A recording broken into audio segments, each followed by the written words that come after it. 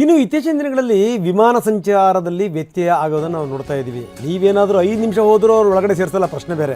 ಆದರೆ ಅವರು ಮಾತ್ರ 1 ಗಂಟೆ 2 ಗಂಟೆ 5 ಗಂಟೆ ಬೇಕಿದ್ರೆ ಮುಂದಕ್ಕೆ ಹಾಕ್ಬೋದು. ದಿನಗಟ್ಟಲೆ ಮುಂದಕ್ಕೆ ಹೋಗುತ್ತೆ ಕೆಲವು ಸಂದರ್ಭಗಳಲ್ಲಿ. ಸಾಮಾನ್ಯವಾಗಿ ಏನು ಅಂತಂದರೆ ಈ ಇಂಡಿಗೋ ವಿಮಾನ ಒಂದು ಸ್ವಲ್ಪ ಮೇಂಟೈನ್ ಮಾಡ್ತಾರೆ ಟೈಮನ್ನು, ಅಲ್ಲೂ ಕೂಡ ಎಡವಟ್ಟನೆ. ಇವತ್ತೂ ಕೂಡ ವಿಮಾನ ಸಂಚಾರದಲ್ಲಿ ವ್ಯತ್ಯಯ ಆಗ್ತಾ ಇದೆ. ಜನ ಹೋಗಿರುವಂಥವ್ರು ಪರದಾಡ್ತಾ ಇದ್ದಾರೆ. ಕಾರಣಗಳು ಬೇರೆ ಬೇರೆ ಇರ್ತವೆ, ಪ್ರಶ್ನೆ ಬೇರೆ. ಡಿಪಾರ್ಚರ್ ಗೇಟ್ ಬಳಿ ಕೂತ್ಕೊಳ್ಳೋಕೆ ಜಾಗ ಇಲ್ಲ, ನೋಡಿ ಜನ ಹೆಂಗೆ ತುಂಬಿದ್ದಾರೆ. ಇತ್ತೀಚಿನ ದಿನಗಳಲ್ಲಿ ನಾವು ನೋಡ್ತಾ ಇದ್ದೀವಿ ಏನು ಅಂದರೆ ಏರ್ಪೋರ್ಟ್ ಇದೆಯಲ್ಲ, ಏರ್ಪೋರ್ಟು BMTC ಬಸ್ ಸ್ಟ್ಯಾಂಡಿಗಿಂತ ಕಡೆಯಾಗಿ ಹೋಗ್ಬಿಟ್ಟಿದೆ. ಆ ಪಾರ್ಟಿ ಜನ. ಬೆಂಗಳೂರಿಗೆ ಇನ್ನೊಂದು ವಿಮಾನ ನಿಲ್ದಾಣ ಬೇಕು ಅನ್ನೋದ್ರಲ್ಲಿ ಯಾವುದೇ ಸಂದೇಹನೇ ಇಲ್ಲ. ನೋಡಿ ಜನ ನೋಡಿ.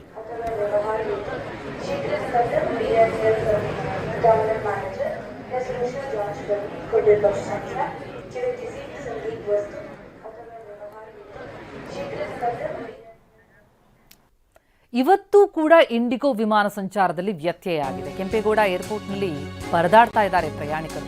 200 ಇಂಡಿಗೋ ವಿಮಾನ ವಿಳಂಬ ಆಗಿರೋದು ಪ್ರಯಾಣಿಕರ ದಂಡೆಯಲ್ಲಿ ಕಂಡು ಬರ್ತಾ ಇದೆ. ಡಿಪಾರ್ಚರ್ ಗೇಟ್ ಬಳಿ ಕೂರೋದಕ್ಕೂ ಕೂಡ ಜಾಗ ಇಲ್ಲ. ಹೋಗೋದಕ್ಕೆ ವಿಮಾನ ಇಲ್ಲ, ಇರೋದಕ್ಕೆ ಅಲ್ಲಿ ಕೂರೋದಕ್ಕೆ ಜಾಗ ಇಲ್ಲ. ಕೆಂಪೇಗೌಡ ಏರ್ಪೋರ್ಟ್ನ ಟರ್ಮಿನಲ್ 1ರಲ್ಲಿ ಪರದಾಡ್ತಾ ಇದ್ದಾರೆ ಪ್ರಯಾಣಿಕರು. ಬೆಂಗಳೂರು ಗ್ರಾಮಾಂತರ ಜಿಲ್ಲೆ ದೇವನಹಳ್ಳಿ ಬಳಿಯ KIAB ಇಂಡಿಗೋದಲ್ಲಿ ಪೈಲಟ್ ಸಿಬ್ಬಂದಿಯ ಕೊರತೆ ಸಮಸ್ಯೆ. 2 ದಿನ ಆಯಿತು ಇಂಡಿಗೋ ವಿಮಾನದಲ್ಲಿ ಸಂಚಾರ ವ್ಯತ್ಯಯ ಆಗಿರೋದು. ಡಿಪಾರ್ಚರ್ ಗೇಟ್ಗಳ ಬಳಿ ಪ್ರಯಾಣಿಕರ ಸಂಖ್ಯೆ ನೋಡ್ತಾ ಇದೀವಿ ನೋಡಿ. ಯಾವುದೋ ಮೆಟ್ರೋ ಸ್ಟೇಷನ್ ಬಸ್ ಸ್ಟ್ಯಾಂಡ್ ನೋಡ್ದಂಗೆ ಆಗ್ತಾ ಇದೆ. ಏರ್ಪೋರ್ಟ್ ಅಂತಂದ್ರೆ ಹೀಗಿರಲ್ಲ ಸಹಜವಾಗಿ. ಆದರೆ ವಿಮಾನ ಸಂಚಾರದಲ್ಲಿ ವಿಳಂಬ ಆಗಿರೋದ್ರಿಂದ ಪ್ರಯಾಣಿಕರು ಗಂಟೆಗಟ್ಟಲೆ ಕಾಯ್ತಾ ಕುಳಿತಿದ್ದಾರೆ. ಇಂಡಿಗೋ ಏರ್ಲೈನ್ಸ್ ವಿರುದ್ಧ ಪ್ರಯಾಣಿಕರ ಆಕ್ರೋಶ ವ್ಯಕ್ತವಾಗ್ತಾ ಇದೆ. ಡಿಪಾರ್ಚರ್ ಗೇಟ್ ಬಳಿ ಕೂರೋದಕ್ಕೂ ಜಾಗ ಇಲ್ಲದೆ ಪರದಾಡ್ತಾ ಇದ್ದಾರೆ ಪ್ರಯಾಣಿಕರು. We have to reach home. Do you have a solution to get us home? No. Give us a time.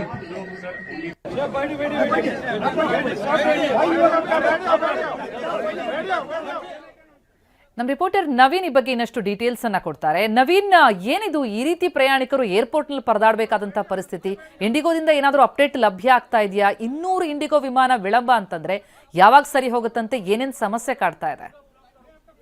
ಖಂಡಿತ ಪ್ರತಿಮಾ, ಏನು ಕಳೆದ 2 ದಿನಗಳಿಂದ ಸಹ ಇಂಡಿಗೋ ಸಂಸ್ಥೆ ಏರ್ಲೈನ್ಸ್ ಹಾಗೂ ಸಿಬ್ಬಂದಿಯ ಒಳಗಾಗಿ ಈಗ ಪ್ರಯಾಣಿಕರು ಪರದಾಡುವಂತ ಪರಿಸ್ಥಿತಿ ನಿರ್ಮಾಣ ಆಗಿರ್ತಕ್ಕಂಥದ್ದು. ಅದರಲ್ಲೂ ಪ್ರಮುಖವಾಗಿ ಬೆಂಗಳೂರಿನಿಂದ ವಿವಿಧ ಕಡೆ ದೇಶೀಯ ಬೇರೆ ಬೇರೆ ಸ್ಥಳಗಳಿಗೆ ತೆರಳೋದಕ್ಕೆ ಇಂಡಿಗೋ ಏರ್ಲೈನ್ಸ್ ವಿಮಾನಗಳೇ ಪ್ರಮುಖವಾಗಿ ಹೆಚ್ಚಿನ ಸಂಖ್ಯೆಯಲ್ಲಿ ತೆರಳುತ್ತೆ. ಆದ್ರೆ ಇದೀಗ ಇದೇ ಒಂದು ಸಂಸ್ಥೆಯಲ್ಲಿ ಪ್ರಯಾಣಿಕರು ಮತ್ತೆ ಸಿಬ್ಬಂದಿ ಮತ್ತು ಪೈಲಟ್ಗಳ ಒಂದು ಧರಣಿಯಿಂದಾಗಿ ಈಗ ಈ ಒಂದು ಪರಿಸ್ಥಿತಿ ಉದ್ಭವ ಆಗಿರ್ತಕ್ಕಂಥದ್ದು. ಏರ್ಲೈನ್ ಸಿಬ್ಬಂದಿ ಇವರೆಗೂ ಸಹ ಯಾವುದೇ ಮುನ್ಸೂಚನೆಗಳನ್ನ ಕೊಡ್ತಾ ಇಲ್ಲ. ಜೊತೆಗೆ ಏನು ಫ್ಲೈಟ್ಗಳು ಡಿಲೇ ಆಗ್ತಾ ಇದೆ, ಜೊತೆಗೆ ರದ್ದಾಗ್ತಾ ಇರ್ತಕ್ಕಂಥ ಮಾಹಿತಿ ಪ್ರಯಾಣಿಕರಿಗೆ ಸೂಕ್ತ ಸಮಯದಲ್ಲಿ ಒದಗಿಸ್ತಾ ಇಲ್ಲ. ಹೀಗಾಗಿ ಸಮಯಕ್ಕೆ ಸರಿಯಾಗಿ ಕೆಂಪೇಗೌಡ ಏರ್ಪೋರ್ಟ್ಗೆ ಬರ್ತಾ ಇರ್ತಕ್ಕಂಥ ಪ್ರಯಾಣಿಕರು ಆ ಚೆಕ್ ಇನ್ ಎಲ್ಲ ಮುಗಿಸ್ಕೊಂಡು ಇನ್ನೇನು ಗೇಟ್ ನ ಬಳಿ ಹೋಗಿ ಫ್ಲೈಟ್ ನಲ್ಲಿ ಕೂರ್ಬೇಕು ಅಂತಕ್ಕಂಥ ಸಂದರ್ಭದಲ್ಲಿ ಫ್ಲೈಟ್ಗಳು ರದ್ದಾಗ್ತಾ ಇದೆ, ಜೊತೆಗೆ ಡಿಲೇ ಆಗ್ತಾ ಇದೆ ಅಂತಕ್ಕಂಥ ಮಾಹಿತಿಯನ್ನ ನೀಡ್ತಾ ಇದ್ದಾರೆ. ಹೀಗಾಗಿ ಗಂಟೆಗಟ್ಟಲೆ ಏರ್ಪೋರ್ಟ್ ನಲ್ಲಿ ಕಾದು ಕುತ್ಕೊಳ್ಳುವಂತ ಪರಿಸ್ಥಿತಿ ಈಗ ಪ್ರಯಾಣಿಕರಿಗೆ ಬಂದಿರ್ತಕ್ಕಂಥದ್ದು. ಜೊತೆಗೆ ಏನು 4 ರಿಂದ 5 ಗಂಟೆ ಪ್ರಮುಖವಾಗಿ